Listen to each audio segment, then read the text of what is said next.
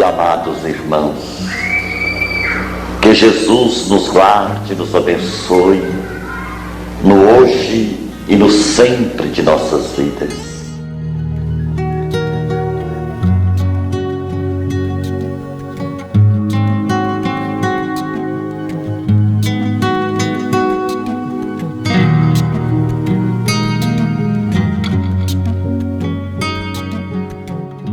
Esta é a cidade de Ituiutaba, que fica no Triângulo Mineiro, aqui. A 1º de novembro de 1939, nascia o escritor e palestrante espírita Jerônimo Mendonça Ribeiro. Antes, um atleta. Depois, a artrite reumatoide fez com que ele se deitasse para se tornar o gigante deitado, como ficou conhecido. Trabalhou ardorosamente nas obras sociais e na divulgação espírita, mesmo presa a uma cama. De lá, buscou transmitir alegria para todos. Amigo pessoal de Chico Xavier, seguiu-lhe os passos, deixando um legado de superação e amor ao Evangelho de Jesus. E no dia 26 de novembro de 1989, com 50 anos de idade, retornou à pátria espiritual. Gratidão, amigo, pela lição de perseverança, fé e dedicação à causa do bem.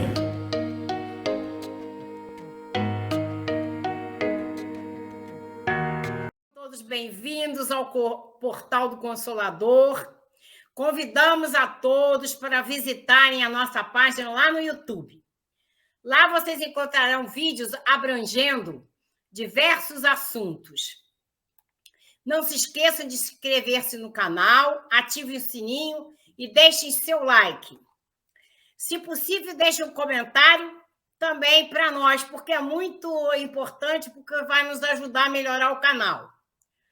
Hoje temos uma amiga especial que será entrevistada pelo nosso canal, né? Estamos falando da Maria Gertrudes Coelho, que é de Ituiutaba, Minas Gerais, que falará para nós um pouco da sua vivência com Jerônimo Mendonça, né? O nosso gigante deitado. Ela conviveu com ele, né? E por isso ela tem muitas coisas para nos contar. Ela escreveu um livro, Jerônimo Mendonça, Sua Vida e Sua Obra. Ela é fundadora do Instituto Jerônimo Mendonça, né? Que fica lá em Ituiutaba, Minas Gerais. Seja bem-vinda, Maria Gertrudes, né? Nós vamos fazendo as nossas perguntas agora, né? E eu vou começar, então, com a primeira. Quem é a Maria Gertrudes? Isa Rita, difícil de responder, mas vamos tentar resumir, né? Vamos tentar resumir, porque a vida da gente, quanto mais velha a gente vai ficando, mais coisa vai acontecendo. A gente pensa que a gente vai parando, e com a idade é que as coisas vão aumentando. E eu nasci em Ituiutaba, né? Sou de 1948, eu tenho 72 anos, e moro aqui em Ituiutaba, nasci aqui eu estou vivendo até hoje, até porque houve a espiritualidade que não permitiu que eu saísse de Ituiutaba. O próprio Chico me aconselhou. Então, sempre espiritismo na minha vida foi muito forte, porque meus avós paternos eram espíritas, né?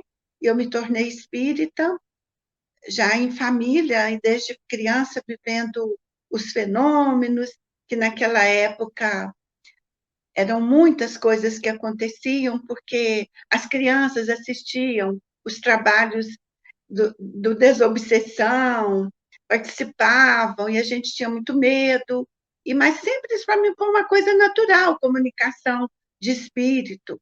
Então, mediunidade todos nós temos, e a gente que já conviveu com esse tipo de situação, nós todos em casa temos mediunidade, E assim nós crescemos. E o Espiritismo sempre na minha vida foi algo muito importante. Parece que eu já nasci para trabalhar na doutrina espírita.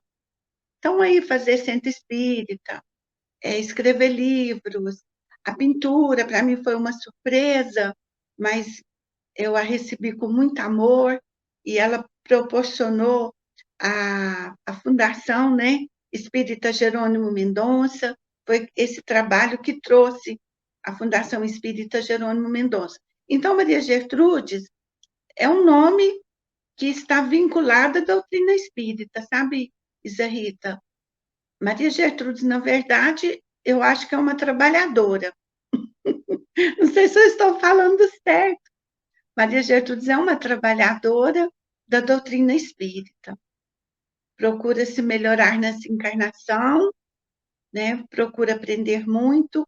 Tive mestres, que foi o Jerônimo, um deles, o Chico, que cala fundo em nossas almas, de todos nós espíritas, e tive outros também, que não têm assim, seus nomes tão falados e comentados, mas que foram para mim verdadeiros mestres que eu tive na minha vida de espírita, de aprendiz espírita, né? E aqui estamos, dessa forma, sem muita pretensão, mas o nosso objetivo é o trabalho com Jesus. Eu acho que está resumindo nisso aí. Me formei, né, em Direito, fiz magistério, depois eu fiz Direito, quer dizer, tem um título superior para ajudar. Aposentei no Banco do Brasil, muito jovem, porque eu comecei a trabalhar com 13 anos de idade. Com 44 anos eu me aposentei pelo tempo de serviço, e foi para poder fazer os trabalhos que eu deveria fazer, estava no programa da reencarnação, e aí por diante. É isso mesmo. Quando o trabalhador está pronto, o trabalho aparece, né? Então, vamos à segunda pergunta. Quais os livros foram escritos por você sobre o Jerônimo Mendonça? Isso, Rita, nós escrevemos Jerônimo Mendonça, Sua Vida e Sua Obra. Assim que o Jerônimo desencarnou, em 89, as pessoas estavam endeusando o Jerônimo, e eu fiquei assim preocupada, eu sentindo que o espírito dele também estava muito preocupado, aquele endeusamento, acendendo velas no túmulo dele, aquela coisa toda. E ele estava muito preocupado, ele falou assim, eles precisam saber quem sou eu. Então, eu escrevi Jerônimo Mendonça, Sua Vida e Sua Obra, conta a história dele de vida, e depois eu conto o passado dele, que não foi lá essas coisas. Foi o primeiro livro que a gente... não foi o meu primeiro livro, foi o segundo, na verdade. E o primeiro livro que nós escrevemos chama-se Foi Assim, a história do Espiritismo em Tuiutaba. Então, veio o mentor, me mostrou o livro e falou, você vai escrever este livro e vai entrevistar determinadas pessoas, me deu uma lista, e vai pesquisar sobre as casas espíritas e vai contar a história do espiritismo em Tuiutaba. Esse foi o primeiro. Então, eu já estava com o livro praticamente quase pronto, o Jerônimo desencarnou. E a biografia do Jerônimo ficou muito grande dentro do livro. Aí o espírito chegou para mim, a irmã está escrevendo 2 livros, publique primeiro do irmão, que era o Jerônimo. Aí eu publiquei o Vida e Obra, depois Foi Assim, depois veio romances, né?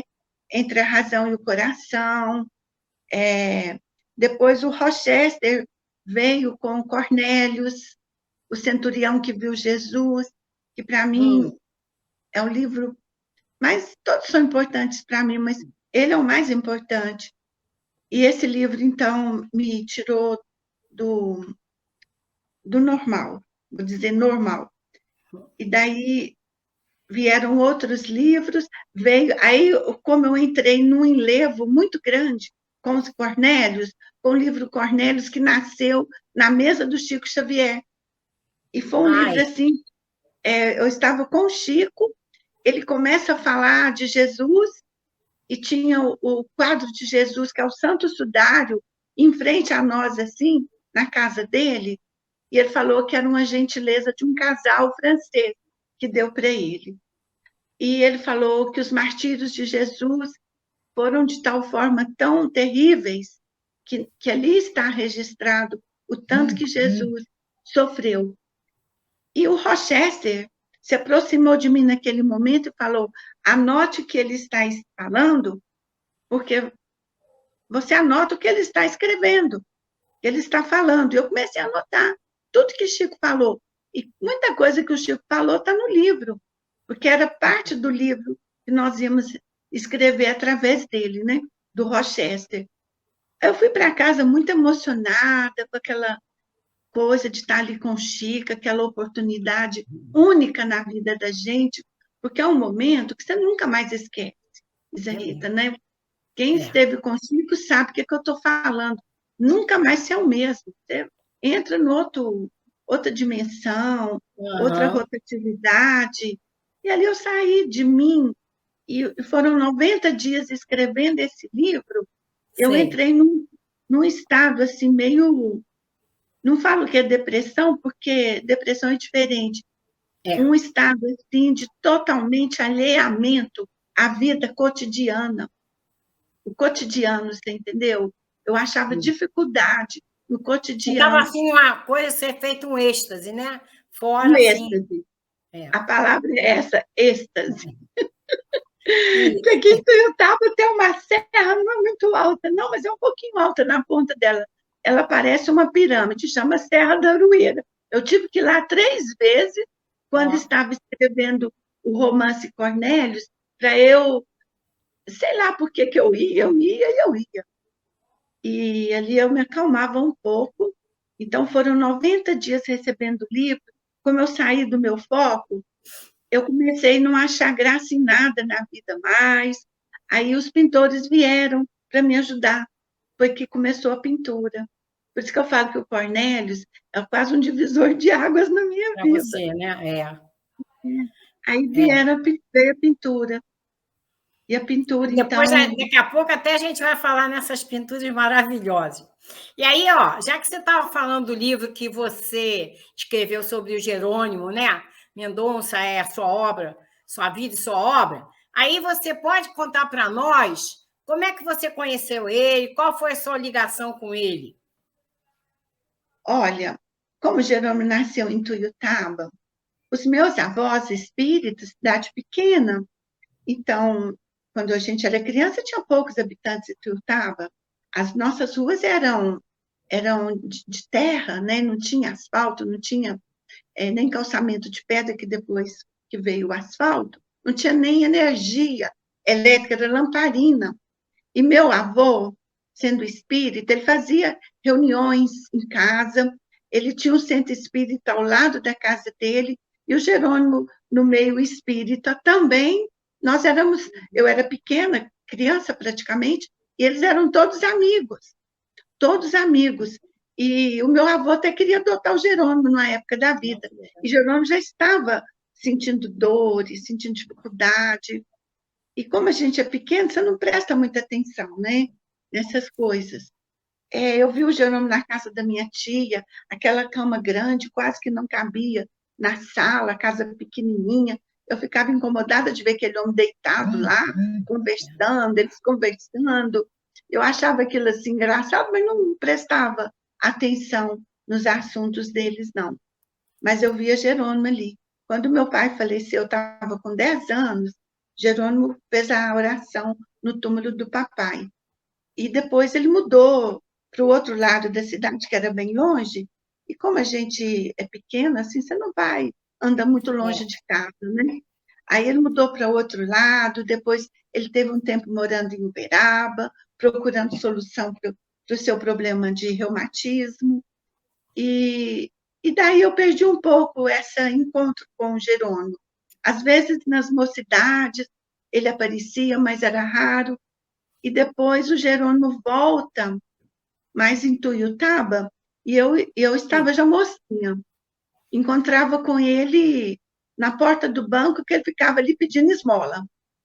Não pedindo esmola como mendigo, mas ele ficava ali conversando com as pessoas, e as pessoas E ele falava das coisas que ele tinha que fazer, que era o centro espírita. As pessoas davam dinheiro para ele. E ele ficava ali para aconselhar as pessoas. E eu ia conversar com ele, ele era meu conselheiro, né? Ele me ajudava na minha adolescência. E depois eu mudei para perto da casa dele e passei a conviver mais perto de Jerônimo. E nós vizinhos, e ali eu fiquei mais íntima dele, já estava mais madura.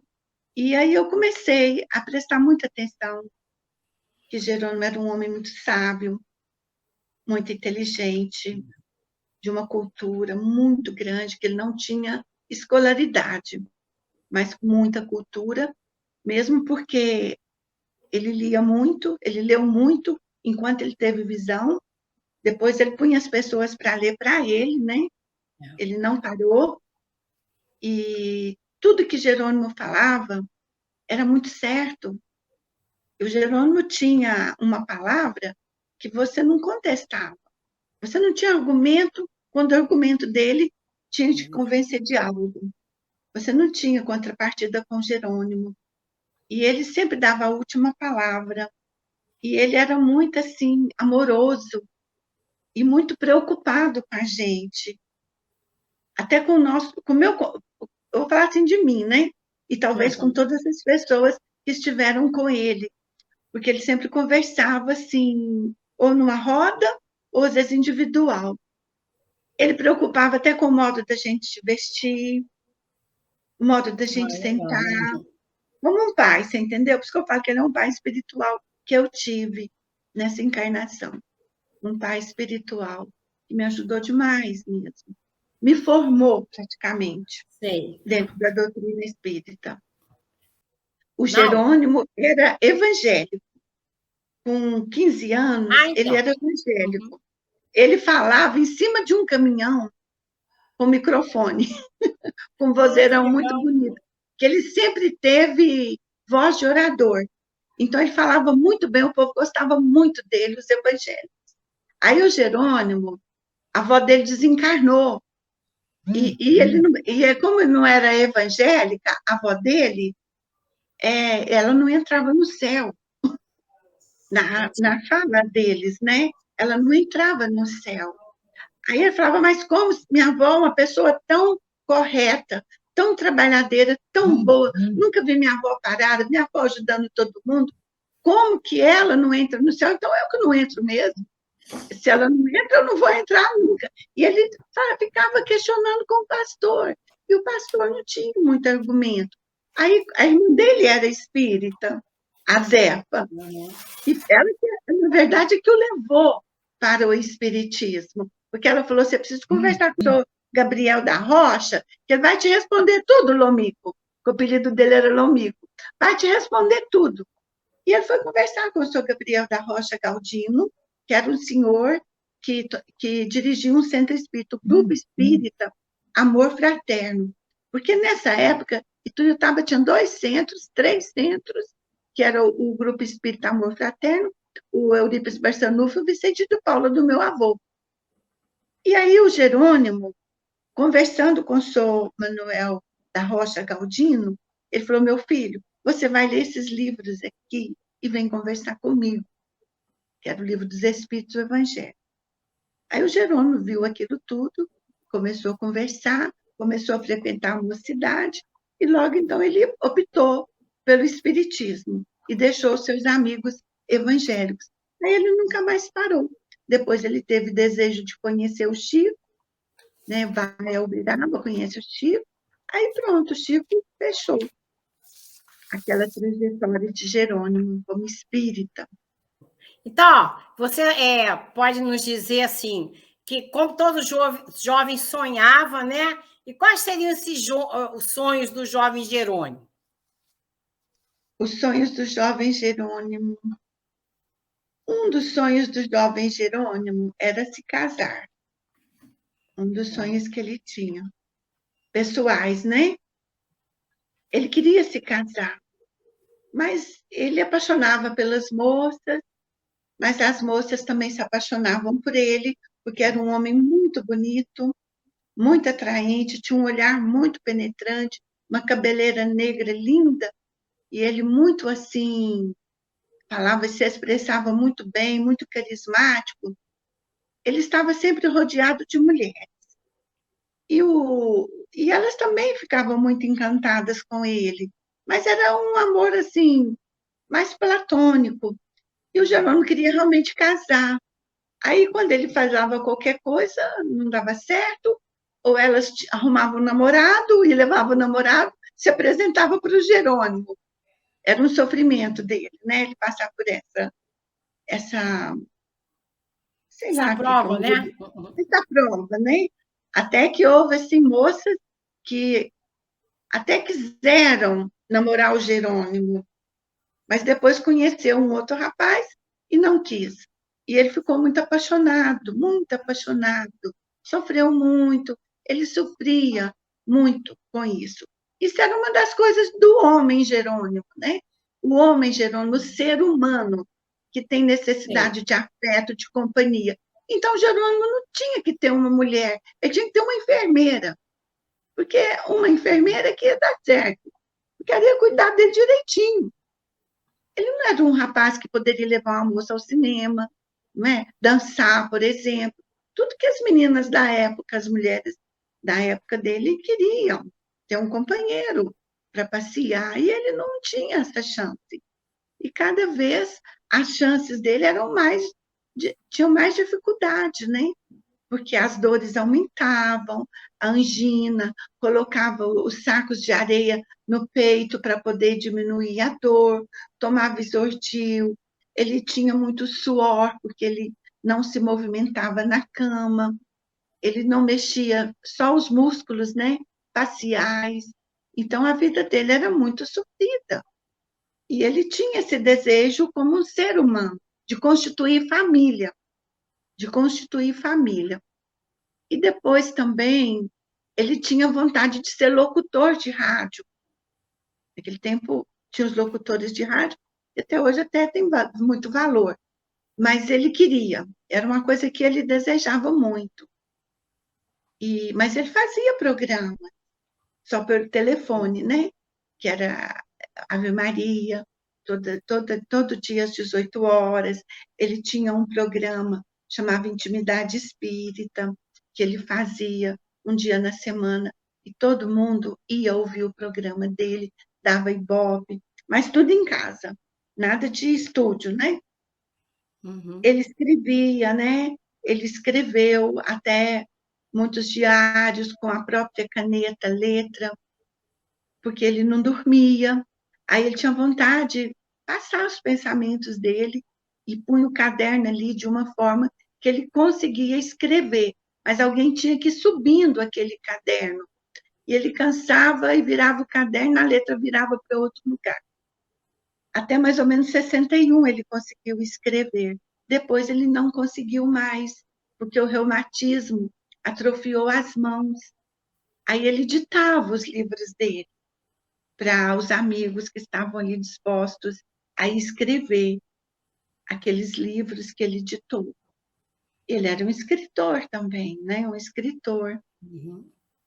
E assim o Jerônimo falou que casou com a dona Angina, né?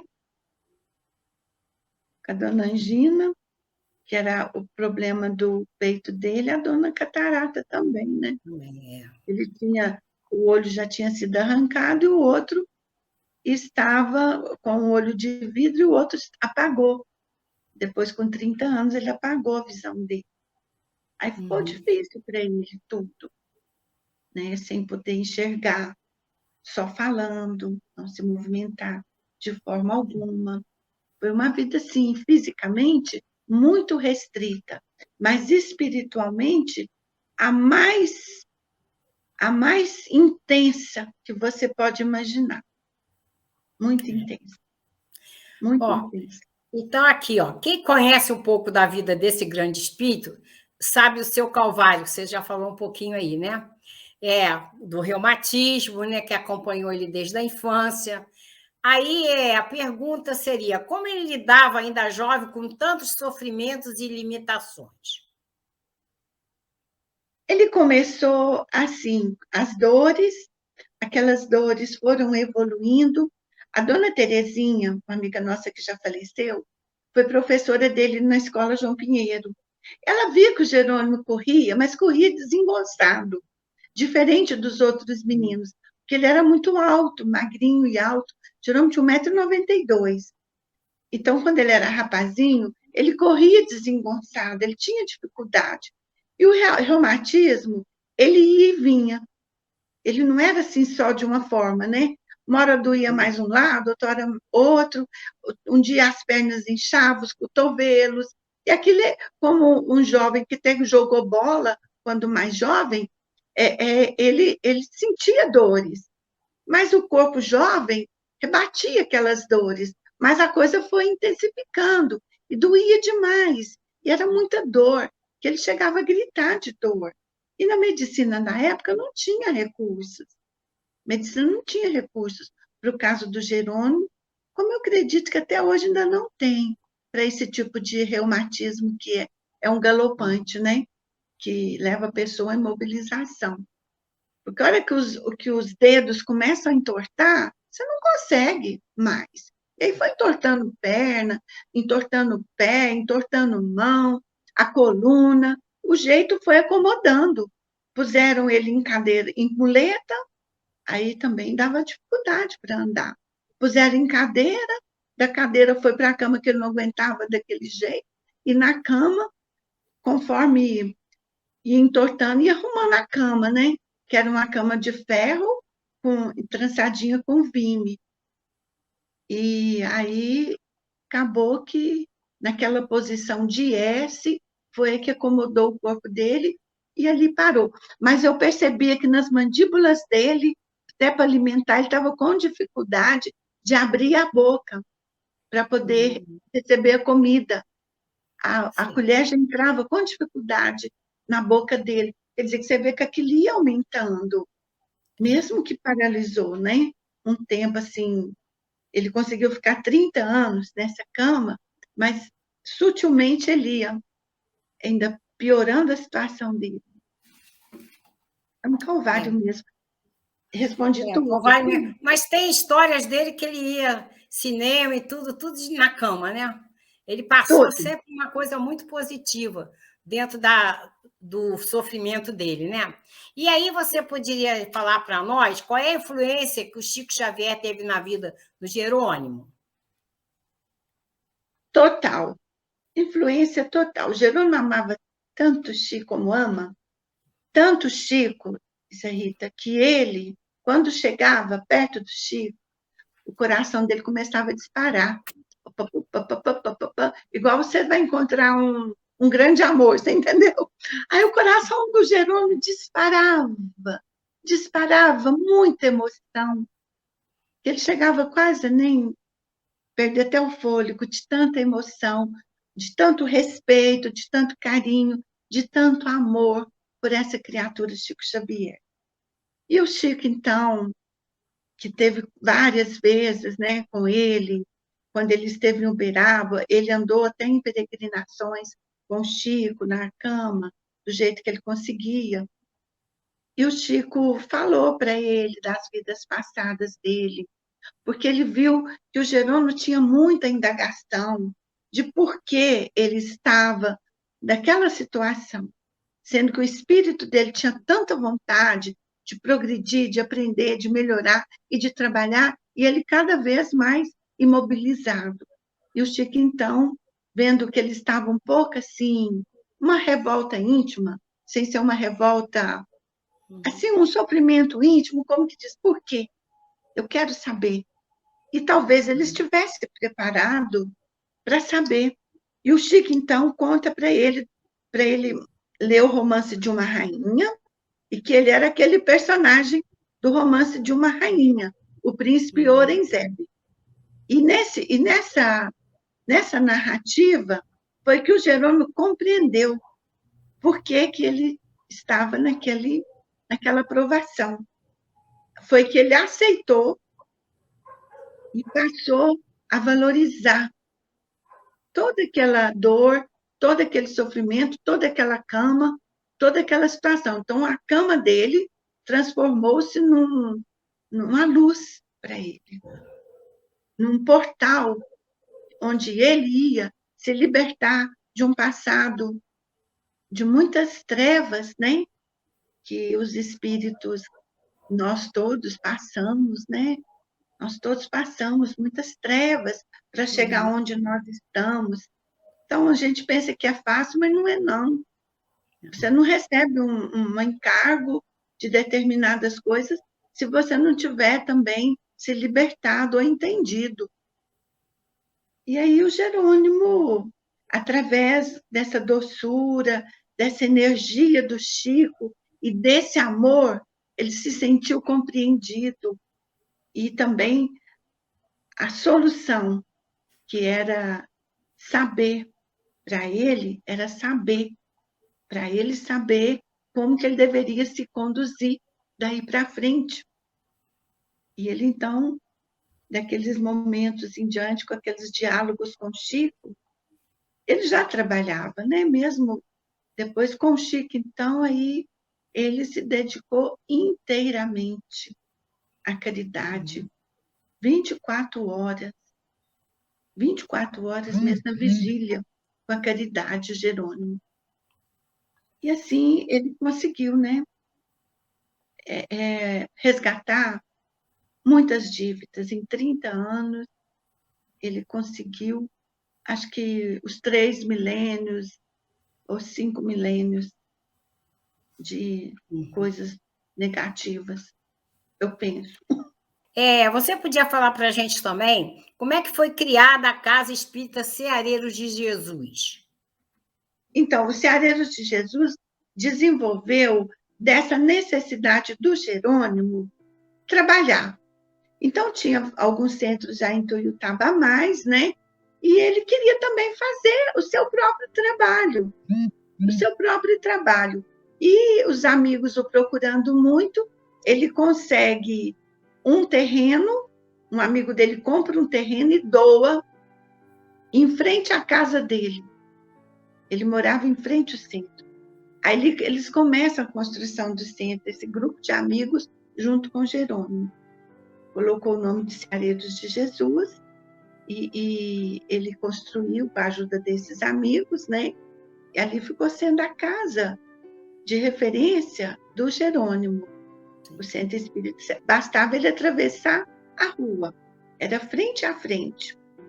E um senhor de São Paulo, que eu acredito que é um pai de outras vidas do Jerônimo, ele era tão bondoso, ele não gosta que diz o nome dele, por isso que eu não vou dizer.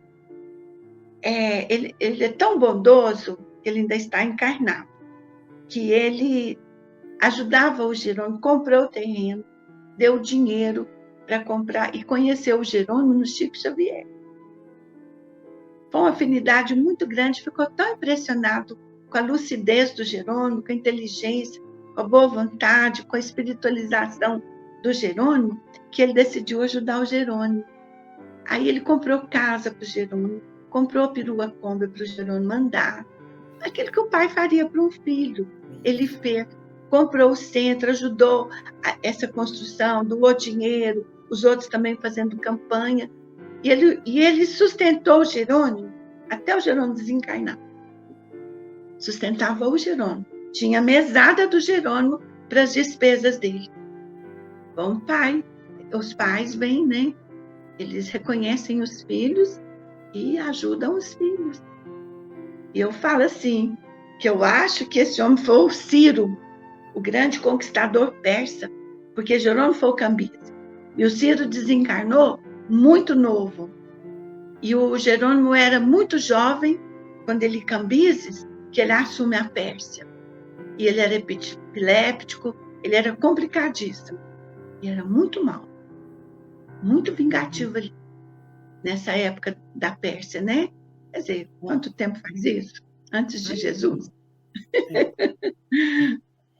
E aí, também eu gostaria de saber quais as outras obras que surgiram graças ao Jerônimo Mendonça. Olha, surgiu.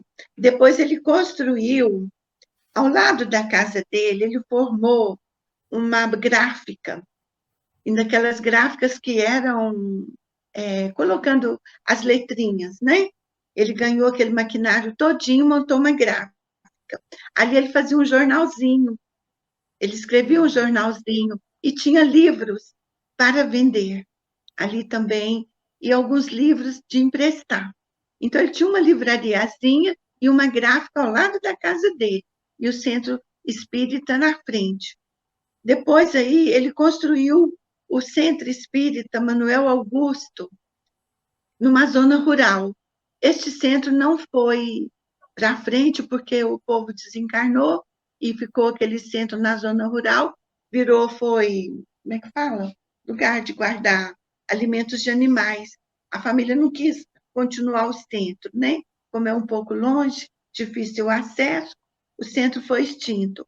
Aí ele tinha o sonho também de ajudar as crianças e constrói a creche espírita Pouso do Amanhecer, o lar espírita Pouso do Amanhecer, que tem hoje 200 crianças. Uma creche linda, dirigida pela nossa irmã Márcia, que foi a colaboradora do Jerônimo, que planejou junto com ele a estrutura. O Jerônimo trabalhava para arrumar o dinheiro, ela com o grupo e a construção. Naquele tempo eu trabalhava no Banco do Brasil, eu acompanhava mais à distância a construção, porque era tudo durante a semana, né? A gente estava trabalhando o dia inteiro, acompanhamos assim, observando, né? Fazendo cultos ali quando podia. E foi muito lindo essa construção. Foram uma gestação, 9 meses, que essa creche surgiu. Então, é a menina dos olhos do Jerônimo, está atuante até hoje, maravilhosa. Ele ajudou a construir também outras casas espíritas, porque ele viajava muito, ele ia muito para São Paulo, ele ia para Brasília, Goiânia, os estados, né, do Brasil, onde ele era convidado, sempre ele incentivava as pessoas, as creches, as casas de sopa, que é o centro espírita, e tudo mais. Ele auxiliava as pessoas, incentivava e ajudava essas construções com o seu carisma, com o seu trabalho, né? Ele ia fazer as palestras dele, por exemplo, e as pessoas iam colocando dinheiro debaixo do travesseiro dele e levava os livros para vender, aí aqueles livros saíam, a pessoa dava dinheiro, mais do que o livro, e ele voltava com o travesseiro dentro da fronha, assim, não tem cofre melhor, né? Cheio de dinheiro. E esse dinheiro ia tudo para as construções, para o trabalho que era desempenhado social. Então, assim que ele fez, né? Assim que ele trabalhava. E foi muito linda essa trajetória com Roberto Carlos, né? Ajudou muito ele, fechou, doou dinheiro para ele, deu um dinheiro grande na época da construção. Depois que ele desencarnou, vem em Tuiutaba e faz um show, e esse dinheiro fica todo para o pouso. Quer dizer, houve muita assistência, muita ajuda, agregando os amigos de outras vidas, né, que estavam ali. Porque Jerônimo foi rei, né? Olha, as encarnações do Jerônimo, Itaísa. Ele foi o príncipe Aurenzébe, que nós sabemos. Depois ele foi Cambises, rei também. Depois ele foi Tibério, ao tempo de Jesus, ele foi o Tibério. O rei Tibério. Não viu Jesus. Ele não viu Jesus. Não. Ele estava isolado numa ilha, totalmente do devaneio dele, né? Ele tinha os devaneios dele, depressão, tinha uma coisa lá que era o passado dele, né? Ele foi depois também o Luís II da Baviera, mas antes de ser Luís II, ele foi o francês, que foi o rei Luís francês, Luís V, que foi o amante da condessa de Orlamundes, o Máscara de Ferro, que foi rei também. Ele vem nessa trajetória de rei, e depois rei Luís II da Baviera, que foi o último, que foi ligado às artes, que ele, então, fazia no seu palácio aqueles painéis, mandava fazer das óperas de Wagner, aqueles painéis imensos naqueles salões, está tudo registrado lá. E depois, a fundação que nós construímos e fizemos a homenagem ao Jerônimo, ela foi construída com a arte, com a pintura. Então, quer dizer, é um rei ligado profundamente à arte. A arte. Assim, é a vida de Jerônimo. E olha só, então, com essa personalidade desse grande homem, o que mais marcou em você o convívio com ele? Eu acho, porque você sabe que nada é por acaso, né? É. Nós nascemos em Tuiutaba, todos espíritas, juntos. Claro que nós temos vínculos de encarnação desde esse Egito, porque Chico falou que 85% dos que estão no Romance de uma Rainha estão encarnados em Tuiutaba. E o restante está aí pelo Brasil, entendeu? Às vezes até fora do Brasil. Quer dizer que nós somos daquela panela, né? Que talvez estivesse ali naquelas loucuras que a gente nem sabe, a gente não recorda. Mas é bom nem saber, né? Não, nem é bom saber. Mas estamos comprometidos, né? E sabemos que estamos comprometidos, porque, igual a Márcia, minha amiga, fala, desde que a gente conheceu o Jerônimo, nunca mais a gente parou de trabalhar. Nunca mais. Ele não dá tempo. Ele não dá tempo para nós. Tem que trabalhar até morrer. Ou trabalha, ou morre. É isso aí. Ó, e você podia, então, contar para nós um fato pitoresco que você presenciou com o Jerônimo? Sim. Certa vez, Isa Rita, eu estava ainda trabalhando no Banco do Brasil, eu era solteira. E eu tinha um irmão que me dava muito trabalho. E esse irmão trabalhava também no Banco do Brasil. E ele veio a Ituiutaba e, na sua volta, ele deu uma surtada e foi preso. E ele foi preso em Uberlândia, uma cidade próxima. E eu ia pegar meu carrinho e ir a Uberlândia para libertar o meu irmão. Porque eu, sendo advogada, eu poderia entrar na cadeia, conversar e tirar. Então, e minha mãe não podia saber. Eu não queria contar isso para a mamãe, que a mamãe, pensando que ele tinha ido embora trabalhar, e tinha acontecido esse probleminha com ele. E naquele tempo, você vê, isso foi em 73, 74, 74, por aí. Estava muito diferente as coisas, não tinha telefone celular, né? A gente tinha aquele telefone que tinha falado até só de fixo, assim, né? Yeah. Aí, então, Jerônimo falou para mim, não vai de carro, Gertrude, vai de ônibus, você está muito emocionada, você não está bem, você vai de carro, vai de ônibus, pega o ônibus e vai. Falei, Jerônimo, então se a mamãe ligar para você alguma coisa, você fala que eu estou aqui conversando com você e vou embora para casa mais tarde. Mas eu não ia dar conta de chegar lá e voltar de ônibus, porque não teria ônibus para voltar. Mas eu fui. E o Jerônimo ficou orando. E eu fui. Era 2 horas de viagem de ônibus. Sei que quando eu cheguei, eu fui rezando, e ele também rezando, e quando eu cheguei na rodoviária, a penitenciária que o meu irmão estava preso era afastada da cidade. Eu nem sabia onde que era. Eu ia pegar um táxi e chegar lá de noite sozinha naquele lugar, e a preocupação do Jerônimo era comigo. O que poderia acontecer comigo? Eu ir num lugar daquele sozinha. Aí o Jerônimo... Eu sei que eu cheguei na rodoviária, o meu irmão estava me esperando. Meu irmão estava me esperando. Falava, como é que você está aqui, menino? Como é que você está aqui me esperando? Você não está na cadeia? Não, Meirinha, o Jerônimo chegou lá na cela Oi. e os guardas abriram a porta e eu saí. e falou, vai embora, que a sua irmã está esperando você na rodoviária. Corre para a rodoviária.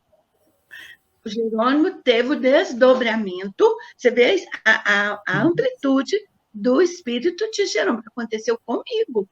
Ele foi à cela, conversou, fez os guardas soltarem ele, porque ele não queria que eu fosse até a penitenciária.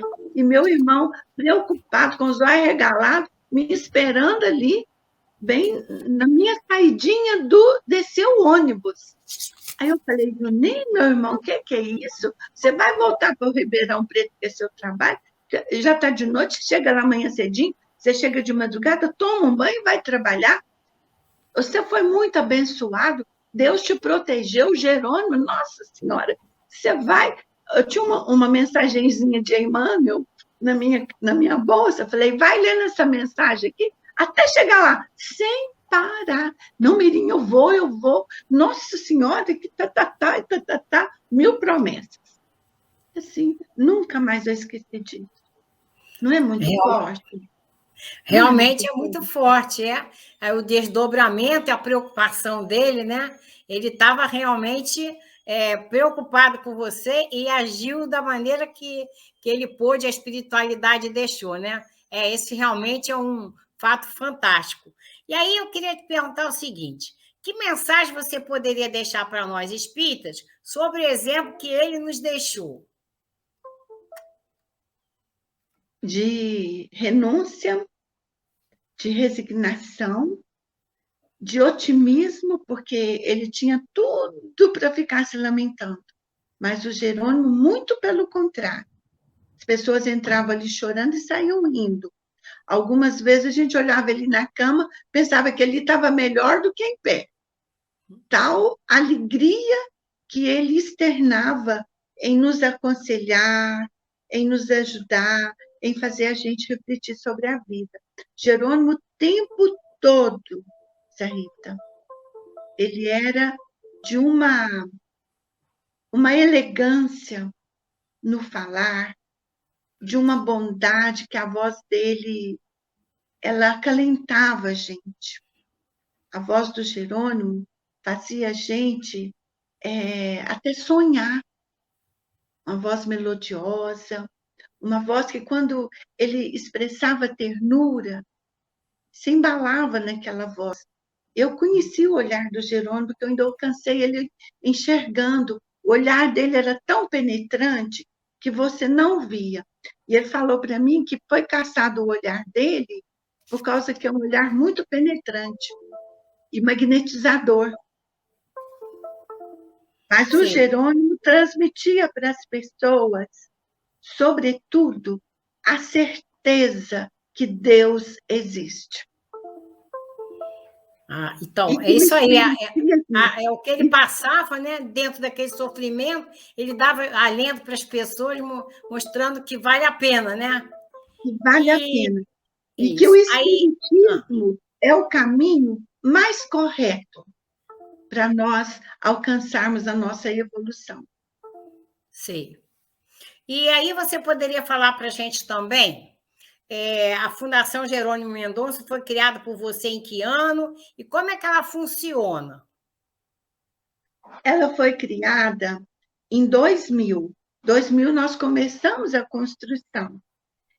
Em 98, eu já estava com o projeto todinho na minha cabeça. 99, planejando, em 2000, começou o alicerce das casinhas.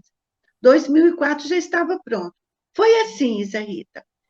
Começo, quando a pintura veio em 95, eu não estava pensando no Jerônimo.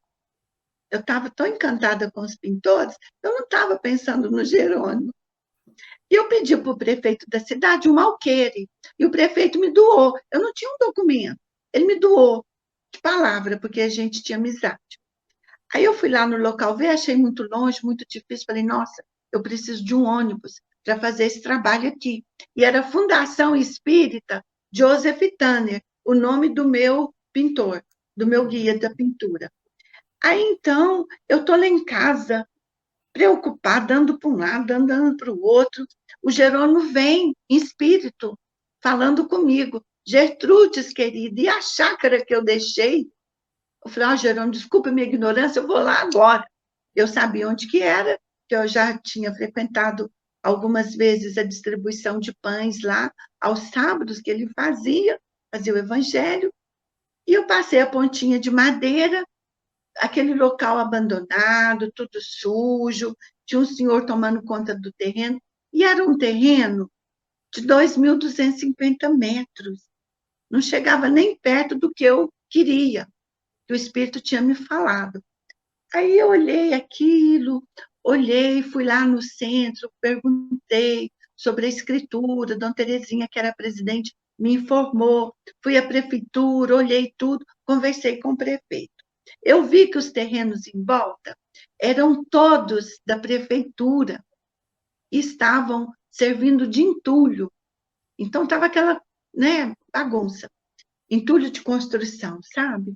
Aí eu falei para o prefeito, doutor Públio, que já desencarnou, até ele prefaciou o meu livro, Vida e Obra. E o Jerônimo eu nem sabia de pintura nem de nada, ele prefaciou. Ele falou assim, Públio, aquele terreno que você me doou lá, você não poderia acoplar ao terreno que é do Jerônimo Mendonça, de 2.250 metros, e todos os terrenos em volta são de propriedades da prefeitura? Você não podia fazer isso? Porque o Jerônimo veio em espírito e pediu para eu fazer a obra lá. Mas lá é muito pequenininho. Aí ele falou assim, faz o requerimento. Fiz o requerimento, ele doou. Que bom, né? Aí ele foi fazer a inauguração, esse prefeito muito bondoso, ele entendeu o trabalho. Ele sabia do trabalho. Aí ele falou assim para mim, ele foi fazer a inauguração da obra que já estava pronta, tínhamos 16 mil metros. Aí ele falou assim, eu vou te dar do lado de lá, tem uma rua no meio, eu vou te dar do lado de lá. Aí eu falei assim, eu não quero mais serviço, não. Ele falou assim, aí o Joseph veio e falou assim, não é para você, é para a obra, por que você não quer? Não, eu quero sim. Aí eu homenageei o pintor do outro lado com o Teatro Galeria Joseph Tanner.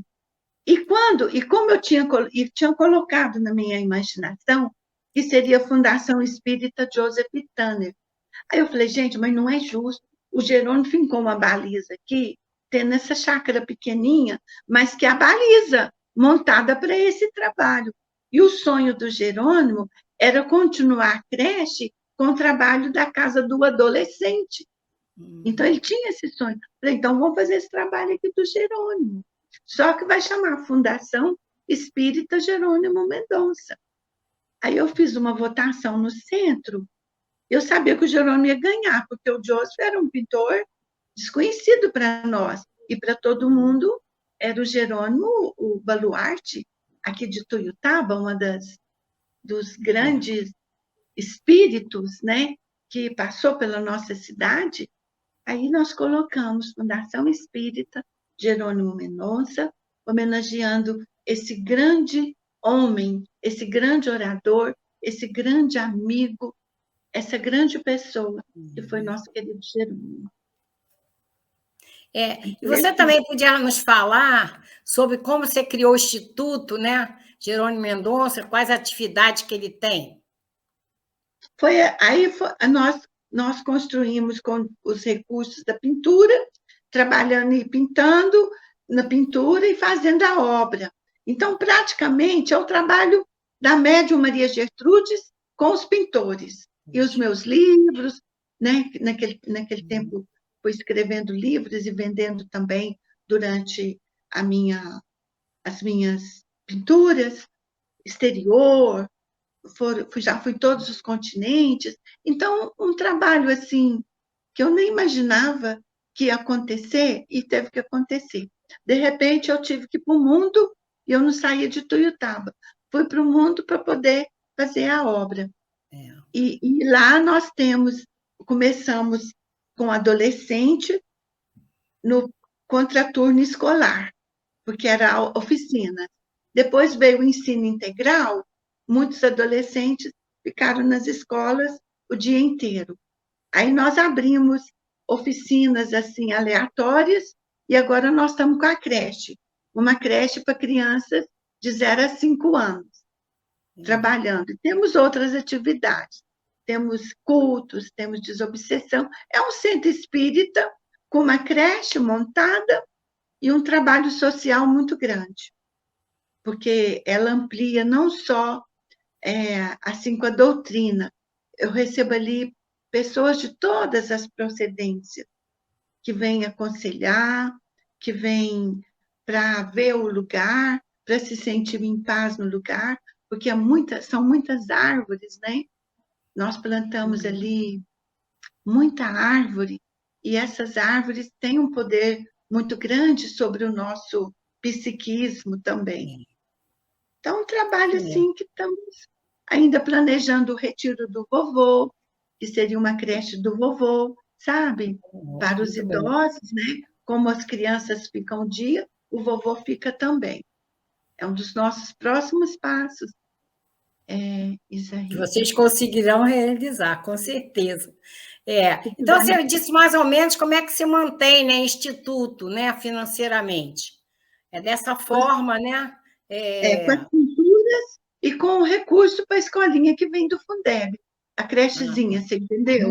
Onde eu pago professores, funcionários ali, despesas de escritório, encargos, né? Que muito ajuda. A prefeitura ajuda também com alimentação para as crianças. Então, há uma ajuda. Assim, a gente já consegue sobreviver com dificuldade. Sim. Mas Olha só. A isso que eu ia falar agora.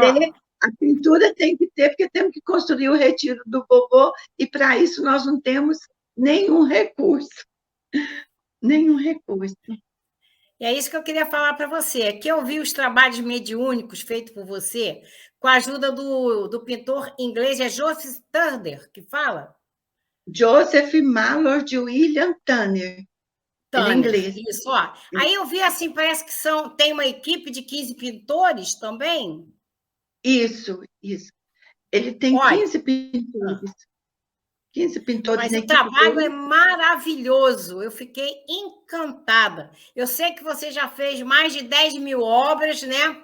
E que é com isso que você vai mantendo. E aí eu gostaria de saber se você podia nos dizer como as pessoas podem adquirir suas obras para colaborar, porque com todo esse projeto, ainda tem esse projeto do vovô, né? Que vocês querem fazer, que os trabalhos são maravilhosos, lindos demais. E aí a gente teria como entrar em contato, passar para as pessoas que possam querer adquirir, né, essas obras? Sim, Isa Rita. Por exemplo, nós temos o nosso WhatsApp, nós temos ali o Facebook Momento de Cura Espiritual, /Fundação Espírita Jerônimo Mendonça, temos o site, temos o nosso telefone, que as pessoas escolhem o tamanho da tela. A gente hoje não está nem viajando, faz lá na fundação mesmo. E é filmado, né? E a pessoa assiste ao vivo a confecção. Aí espera secar e a gente manda pelo correio. Você entendeu? Maravilhoso. Basta a pessoa falar, eu quero uma tela deste tamanho, e a gente vai anotando.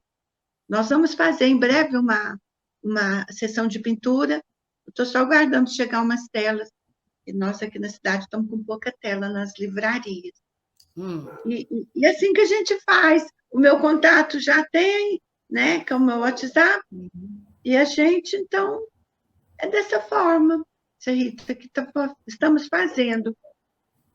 Tá. Porque com a pandemia, e aí a gente já tem assim, uma ideia de como adquirir essas obras, né? Dessa forma. Tá bom. Ou então nos convidar para as casas espíritas, né? Com certeza, né? Tem que ser convidado e passado realmente essa informação, que o portal com certeza vai ajudar a divulgar esse seu trabalho maravilhoso. É isso. É um trabalho maravilhoso mesmo. O que eu quero é melhorar, você entendeu? Como ser humano. Tenho aprendido muito, muito, muito, mas ainda não tenho conseguido dobrar tanto coisa que a gente tem dentro da gente ainda, que a gente precisa de resolver, né? Tantas coisas que nós trazemos do nosso passado, que não é uma encarnação, não são duas, é um treinamento de muitas existências. E eu acho que essa existência, ela é tão importante, porque como eu estou aprendendo nessa encarnação, com o trabalho. Então, nós temos que trabalhar para a gente aprender a valorizar tudo à nossa volta. Tudo tem importância, tudo é tão bonito, tudo é tão agradável. Quando você olha a natureza que nos envolve, quando você pensa que você pode andar e que você está andando até hoje, quantos perderam os movimentos, você ainda enxerga, você pode escrever, você pode falar, você pode abraçar alguém, transmitir o seu afeto, você pode orientar uma pessoa mais jovem, uma pessoa que está precisando. Não tem coisa melhor do que isso. E a coisa mais importante da vida, eu cheguei a uma conclusão, Isa Rita, que é Jesus. Sem Jesus nós não vamos a lugar nenhum. A vida sem Jesus seria uma ilusão. A vida na Terra sem Jesus seria uma ilusão. Porque quem não está com Jesus está na pura ilusão. Porque também pode até saber que Jesus existe ou acreditarem em Jesus. Mas se nós não estivermos trabalhando para Jesus, que é o nosso Senhor, colaborando com Jesus dentro das nossas limitações, a vida não tem sentido.